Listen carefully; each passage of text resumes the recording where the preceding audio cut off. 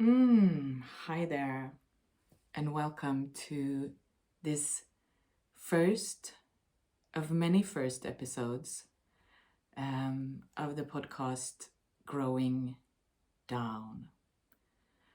So, I've had this desire to create a podcast for many, many years. And I actually had one with a colleague of mine. I think it was in 2018, but then I got pregnant and she went to Bali and she got pregnant and we had babies and everything happened. So it kind of just dissolved. And then I've had my own podcast that I've tried to bring to life twice. But a lot of things come, this is such a healing and growing experience for me because it brings up so many unconscious and unmetabolized thoughts about how and who I should be. So with this podcast, I've decided to give myself permission. I'm giving myself permission to say a lot. I give myself permission to rant if I feel like ranting. I give myself permission to be silent if I want to be silent. I give myself permission to have shitty sound if the sound is shitty. I'm recording it both on video and audio, and for the video, I'm giving myself permission to look away from the camera. I'm giving myself permission to come, pretty much to come as I am. I'm giving myself permission to show up as the human being that I am. I'm just going to take that in for a moment, and I invite you to also take that in and see what can you give yourself permission to do today, or how can you give yourself permission to show up as you are today? Is there something that you would like to give yourself permission to?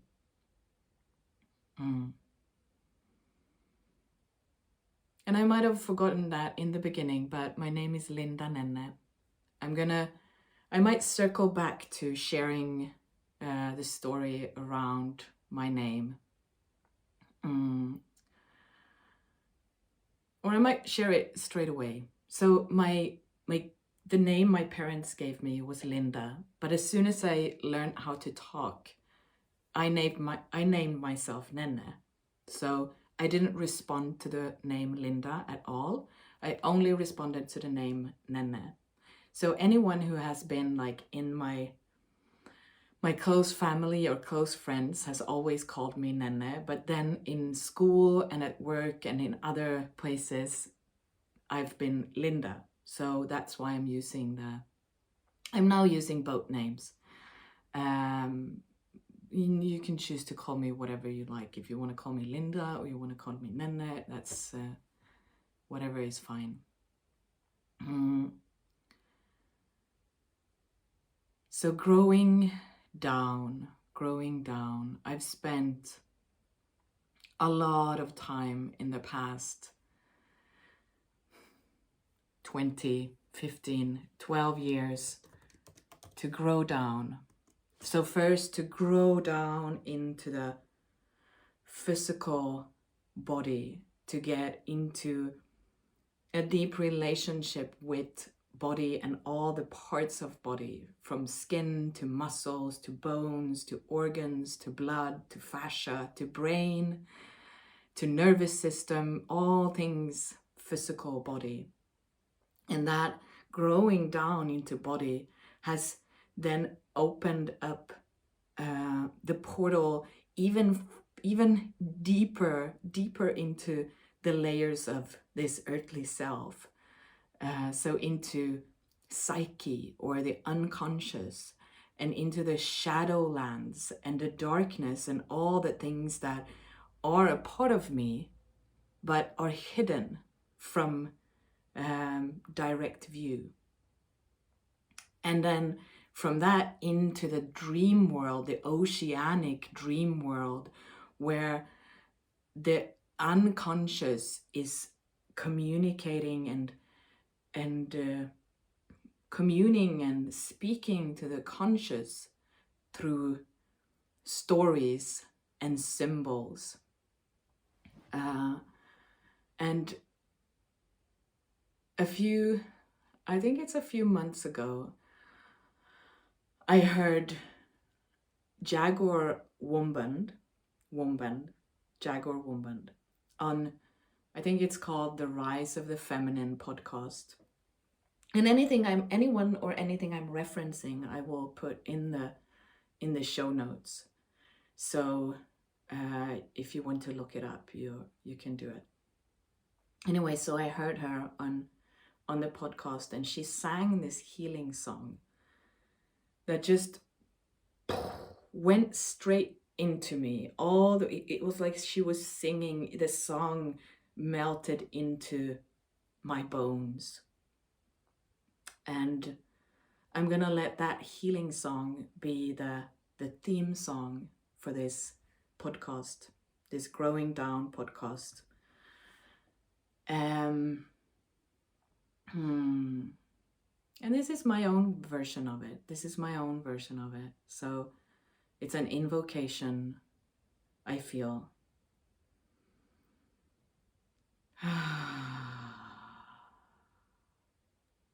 You can close your eyes and listen and see where the words or the vibration of the words land inside of you.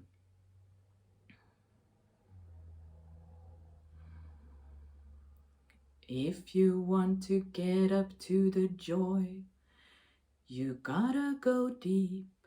So go down, go down, go down.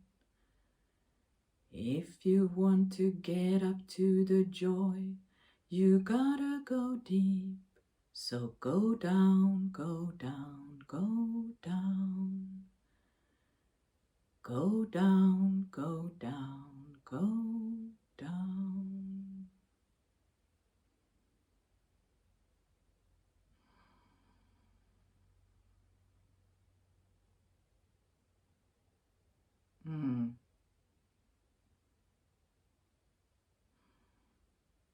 And isn't this one of the paradoxes of this being human? We're growing up from birth, from when we are born, we're laying there so close to earth. And it is that closeness to earth, to gravity, that supports us to rise up to kneeling, to rise up to crawling, to standing. So it's the going down that gives us the energy and the trust and the vitality to move up to the joy. But oftentimes as adults in this, I think the growing down as an adult is like it's the second layer of growing up. And maybe for some it happens earlier in life, but I think for many of us it happens somewhere around midlife, or maybe it starts around the Saturn return. So the Saturn return is when we're around 28 years old. And that is when the planet of Saturn returns to the same position as when we were born. If I'm not getting it wrong, I'm not an astrologer, but if you're listening to this, you probably had something big or life-changing, a transformation or a change in the trajectory of your life that happened around that time, around the time of 28.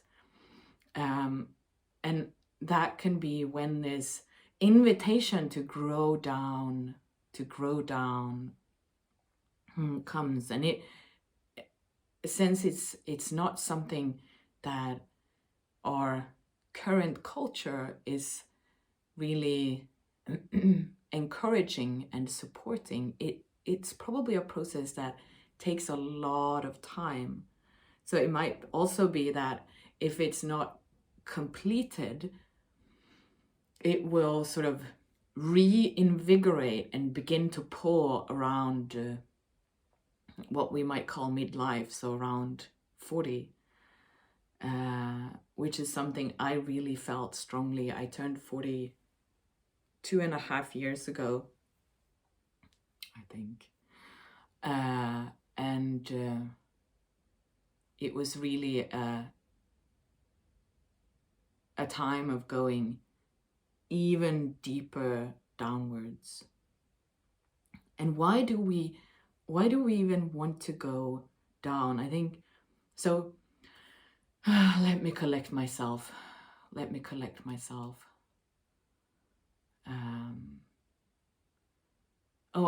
It's keep having. So this is something you might want to know about me. I often work and talk in spirals. I might leave a subject to jump into something else because I have this idea that keeps kind of coming up, wanting to be known and spoken about. And then I kind of have to let that come out before I can return to whatever I was talking about before. So if I leave subjects suddenly,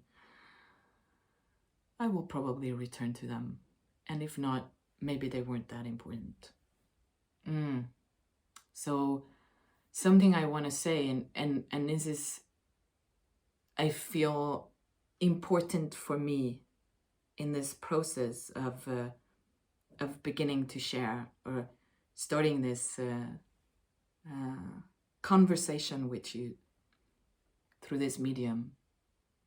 And this is an idea that wasn't completely foreign to me, but a dear colleague of mine, Colette Davis, who she's the mother of Samavesha School of Yoga. I'll put the links to her in the show notes. She said that she's using the kind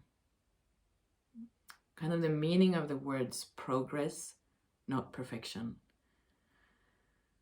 in her work and her life. And when she said that, just like the healing song of Jaguar Woman, those words, progress, not perfection, when she said them, it was like, I felt them more in my nervous system. It was like they entered my nervous system, and I just had this deep sigh and softening of my body, and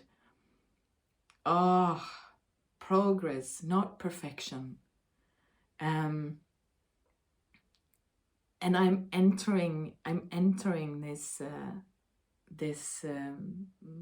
relationship with the growing down spirit, the spirit of this podcast, in that kind of way. Okay, so let's make some progress, small steps, daily small steps. It doesn't have to be perfect. It can be messy. I'm allowed to fail, whatever that means. I'm allowed to be cringe and be messy. I probably said that already.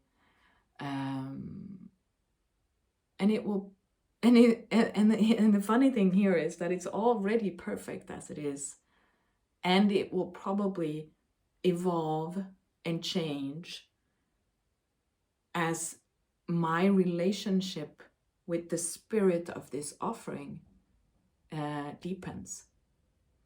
So it doesn't feel like a brand new relationship. We've been on dates. We've sat in the forest in silence. We've held hands. we've touched each other, me and the spirit of this offering, but it's still quite new, the relationship. So this is like this is almost like the next step in this relationship, to beginning to share it with you. So progress, not perfection. Thank you, Colette, for that.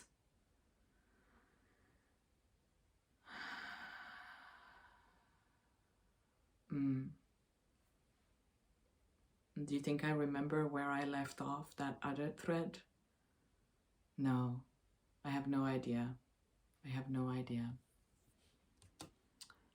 And just saying that I have no idea reminds me that, yes, why do we want to grow down?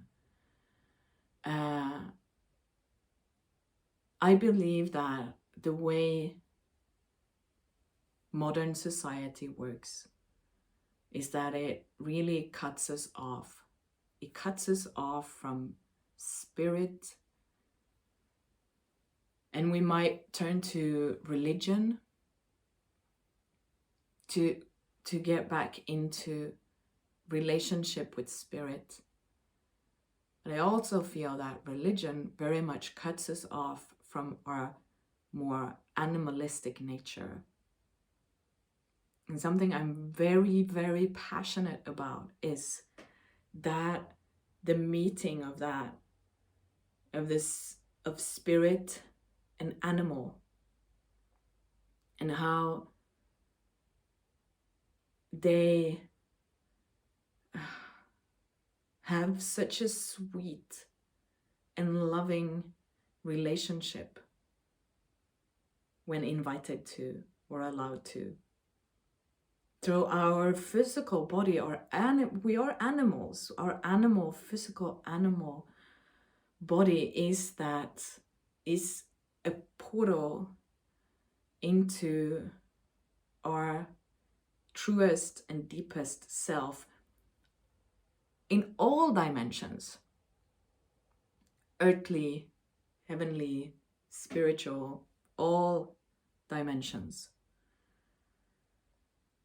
And what this modern society also does, not just cuts us off from spirit, but also when we cut off from the depths of our being, we're also cut off from our deepest desires and our hunger. So if you're on my email list, you already received an email where I asked you what you're hungry for, like what you're truly deeply hungry for. I'm gonna expand on that here, but it might be ideas that you've already heard and listened to them with today's ears.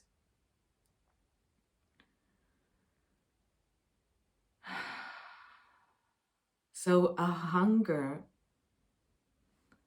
that is felt, like there is that hunger that really awakens you, that softens your skin and salviates your mouth and sings in your bones, just like the healing song sang in my bones, and it moistens your pussy. So I'm speaking mostly to female-bodied humans, but everything I say, I think, is true for all humans. So if you don't have a pussy, then what is it moistening? That hunger. Where can you feel like that hunger? That is, it's sensual and it's sexual, but it's even more than that. That hunger that is a portal back to the wildness in you, to your true creative, alive, spiritual, and really human self.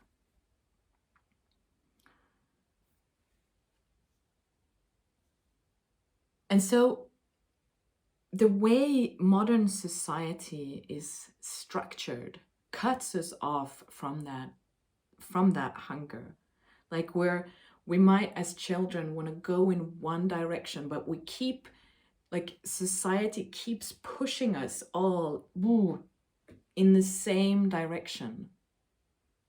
So instead of us walking like animals, making our own paths in the forest, we're all sort of pushed onto the highway of this is how it should be.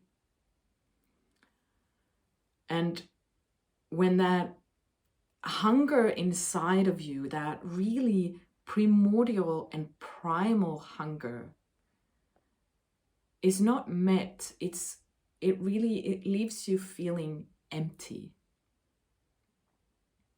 And it's not that there is this full and vibrating emptiness, but it's not that kind of emptiness I'm talking about. I'm talking about this clawing, growling, and lonely emptiness that keeps you up at night, where you pace aimlessly around your house like a caged animal, not knowing what to do.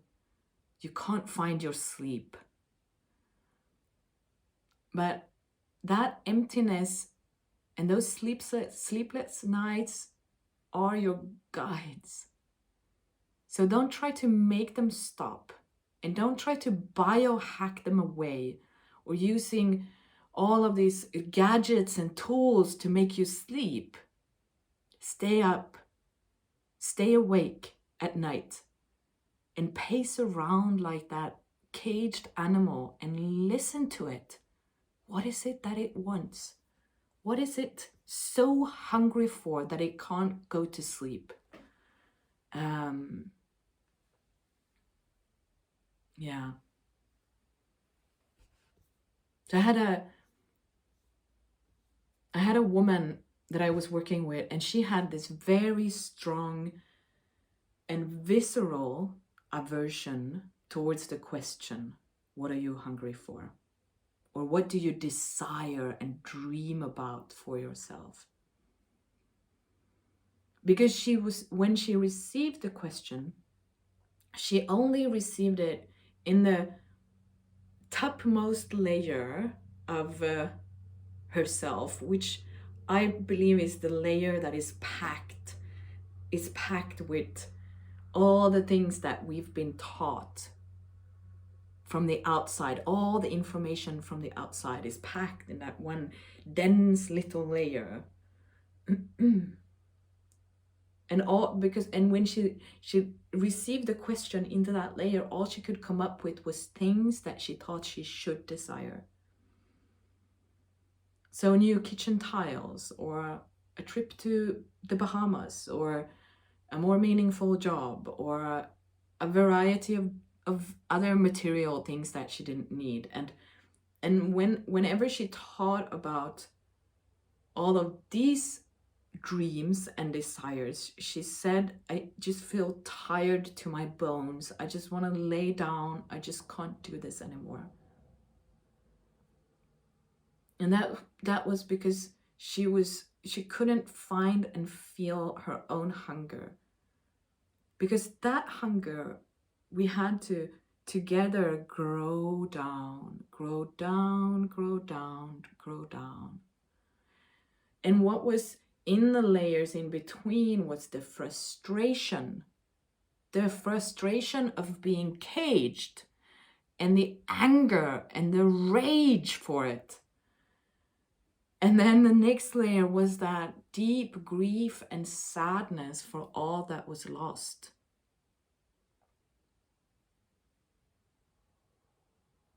And we sat with what was alive in her.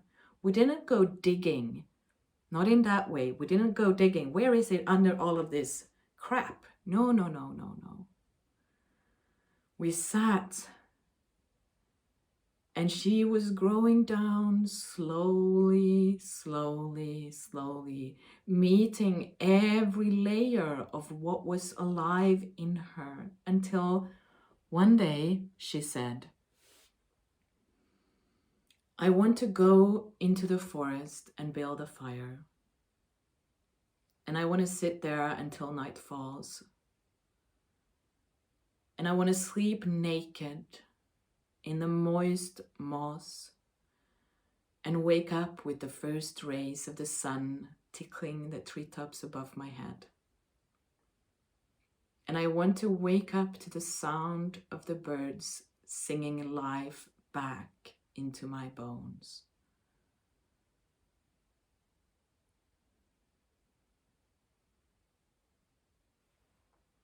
And this was her awakening.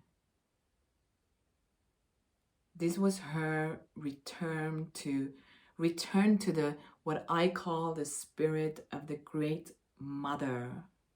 So she who envisions and births and nourishes and nurtures this entire universe and all the universes and all life and everything that exists and will ever exist. And in that return, she was being held in her wholeness. We didn't push away any of the parts that were coming up, everything. We just kept on holding and holding and holding. And that was when that primal and primordial hunger began to stir. And deep inside her pelvic bowl,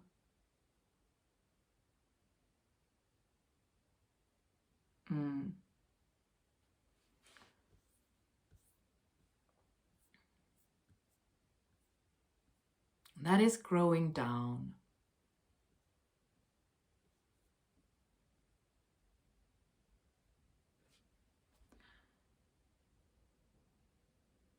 And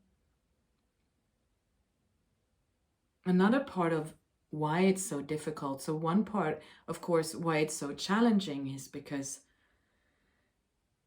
it is asking a lot from us. It is asking us to sit with and move with and be in relationship with all those things inside of us that we've spent so much time trying to get rid of.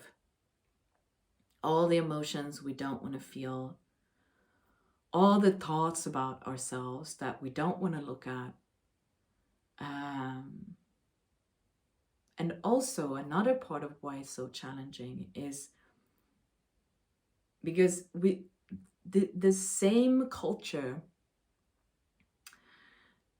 that is kind of pushing us onto this concrete highway is also starving you. And I mean, so, I feel I'm tiptoeing into sensitive territory.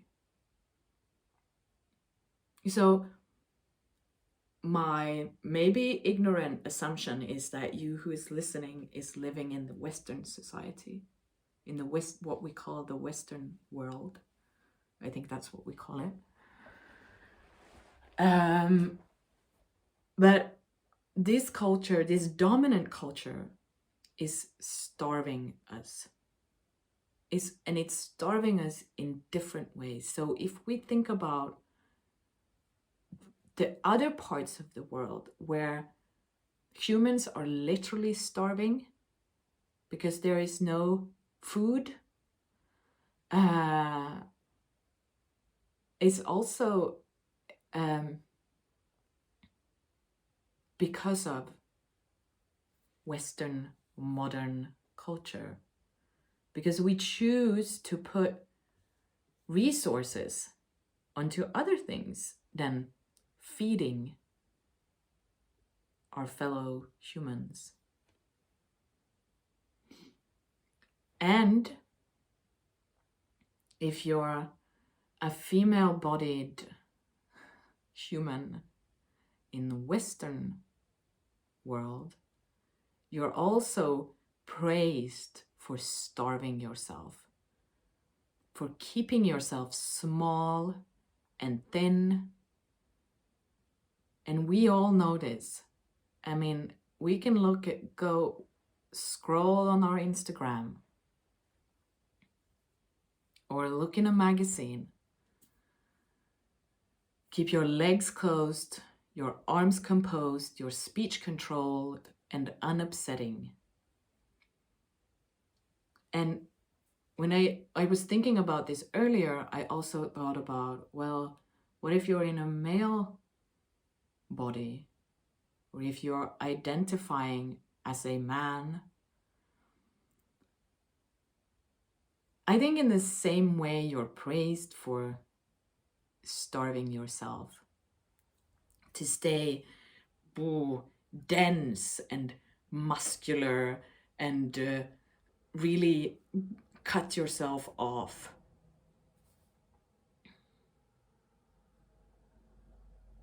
And we're also starving because we're deprived from all the things that can feed that wild in you. So, I mean, food is one way of feeding the wild in you. So I think that our biological hunger can be a portal to get into, to grow down into that really primal, primordial hunger that I'm talking about what you desire in this world. That your biological hunger, to begin to feel in your belly when it's hungry, and to feed it before it starts growling. Feed it before that. Keep it fed and nourished and nurtured.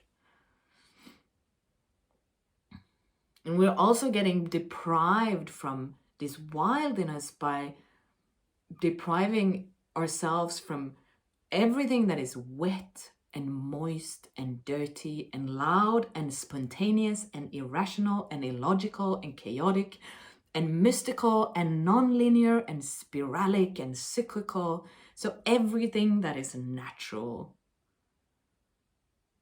Everything that is natural.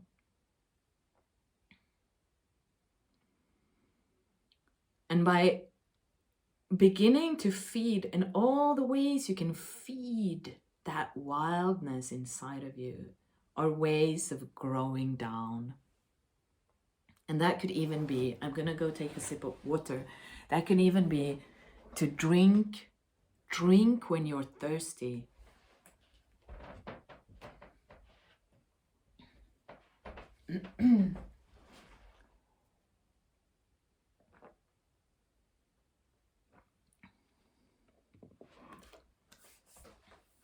And it's interesting how nowadays there's so many, all kinds of apps and gadgets and things we can put on our bodies that will tell us when it's time to drink, or when it's time to eat, or when it's time to rest.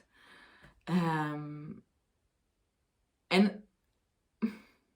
these things can be helpful. I have friends who have used them and have found them really helpful, and have found them as ways for them to get back into more connection with themselves and their bodies. But then they've intentionally used these tools in that way.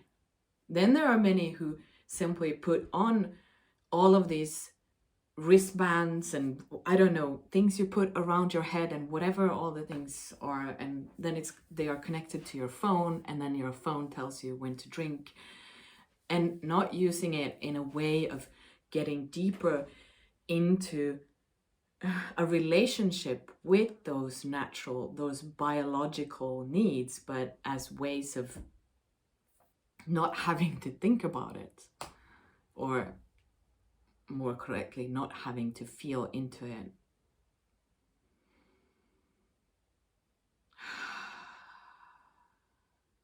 So it can even be, I'm inviting you to even just to take some time to explore in what ways are you or have you been starved.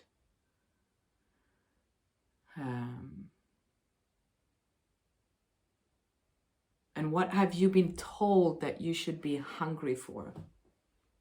What have you been told you should be hungry for? So that could be good grades and praise and the right education, a good job, purity, marriage. I know I was from somewhere in my, maybe I was a teenager or something. For some reason, my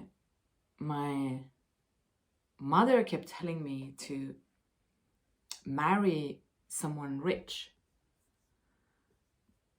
so I wouldn't have to take care of myself. And that has been a really big thing in my family of origin, that women have had husbands that have paid for everything.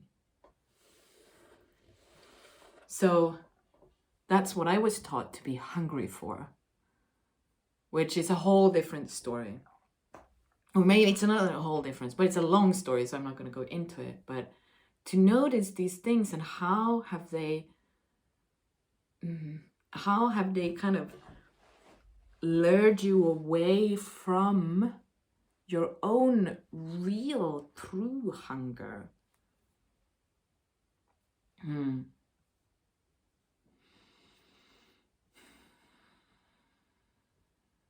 And I think that until we reconnect with this instinctual nature, and until we begin to grow down into our bodies and psyche and unconscious and the dream world and into that hunger that lies underneath everything, we're going to walk through life feeling not full, not fulfilled.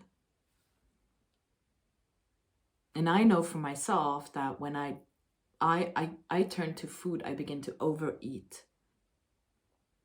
When I'm not feeding the wild in me. And I also believe that it's every time you take a step closer to this true hunger, you kindle that fire inside of you. And it doesn't matter how long or far away from it you perceive yourself to be. It's because it's not a linear process. So every time you take a step closer, you're moving closer to it. Even if you then take 100 steps back and you're still here taking a step closer the next time, because you kindle that fire and it begins to burn stronger and stronger and stronger. And as it does, what happens is that it begins to pull you in.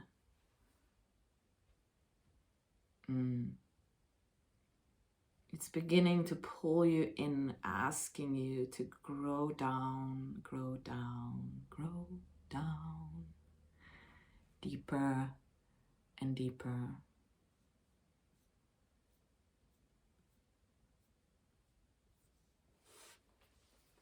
I think that was it for today.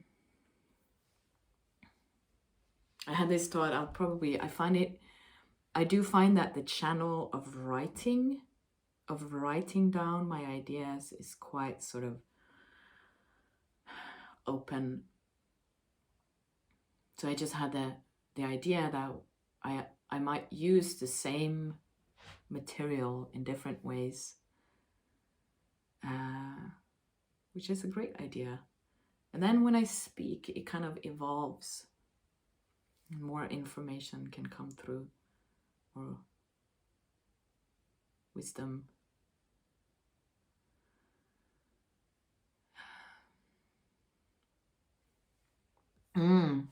Okay, so thank you for listening.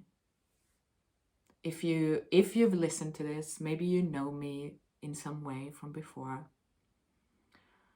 I have a humble request from you, and that is to give me some, if you want to, give me some encouragement as I'm taking my first kind of wobbly steps onto this path. So you can send me a DM, a message, an email, or write a review on iTunes, Apple Podcast, or anywhere where you can write reviews. Something encouraging would be, I would receive it. And also, one more thing.